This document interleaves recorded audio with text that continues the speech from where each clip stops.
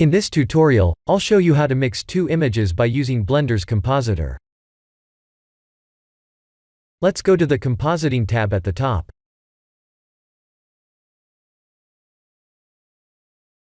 We can remove everything except the composite node. Let's press Shift-A to add two image nodes and a mix node. Shift-D to duplicate.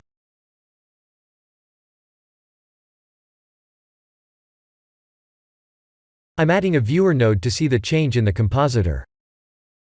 The viewer node settings will only affect what we see in the compositor. Let's connect the nodes like this.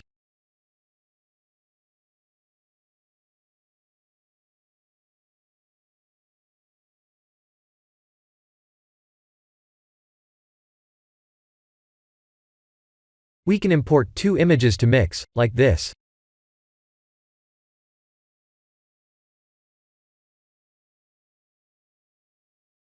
This is how we adjust the opacity of the overlapped images in order to mix them.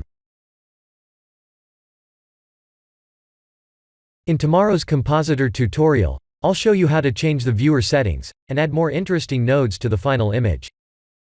Please press F12 to render, and the result will be displayed instantly.